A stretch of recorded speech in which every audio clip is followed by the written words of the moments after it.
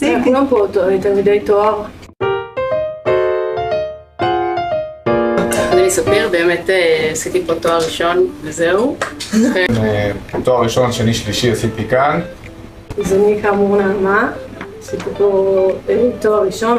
שמי אילן, אני מכיר את חלקכם. עשיתי תואר ראשון במגמת גיאולוגיה דינמית. היו לי בהחלט הרבה מאוד התלבטויות.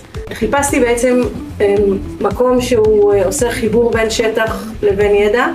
אני עובד בניומד אנרג'י, חברה שנקראה פעם דלק קידוחים, היא חברה בת של קבוצת דלק. התחלתי לעבוד במקום שנקרא איגוד ערים לאיכות סביבה, שזה אגד רשויות לנושא איכות סביבה. אני עובד במכון הגיאולוגי, חוקר במכון הגיאולוגי, מכון של התפר בין מחקר לתעשייה. באמת שהיה לי מאוד ברור שאני רוצה לעשות משהו שנקרא אימפקט עבור הים. הבנתי פה במהלך השלוש שנים שהדבר הכי טוב לעשות זה לעשות carbon sequestration. הבנתי שהולכים לעשות את זה בים, כל זה הבנתי מהתואר הראשון.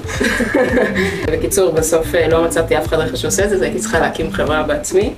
וזהו, היום יש לי חברה, קוראים לה גיגה-פלוג. התחלתי שם בתור מנהלת מחלקת פסולת, והיום אני שם המנכ"לית. כיף לא נורמלי, כאילו באמת לקום בבוקר ולפתור חידות, תקשיבו, זה באמת, אין דברים כאלה. התפנן לי על אקספלורציה, פענוחים, עניינים.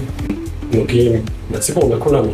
כמו מערכת רוע, אתם מכירים, אז זה משהו שהמכון הקים, מכון מפעיל, כמובן ביחד עם פיקוד העורף, ואז דרך טלפונים ברדיו, סליחה. אתה זוכר, משחקים פה... בזה. טניס? גם זה, לא, בקורס באילת. היינו אחלה חוליה.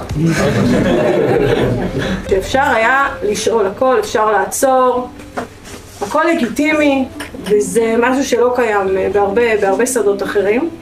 שפשוט נתנו לי להתחיל לרוץ קדימה, כל זה כמובן בסביבה הכי משפחתית, ביתית פה, כאילו שזה, וואלה, אני מתגעגע כל פעם שאני נכנס כאן, אני, כן, צמרמורות, אבל...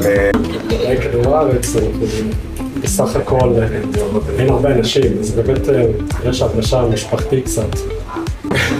רק אזכיר לאילן שהוא בא עם עברית ככה, ואני באתי עם אנגלית ככה. היינו עושים מחפות, אני הייתי, הוא היה צריך לכתוב מכתבים. אני מדברת לו על העברית, והוא היה עובר לי על האנגלית.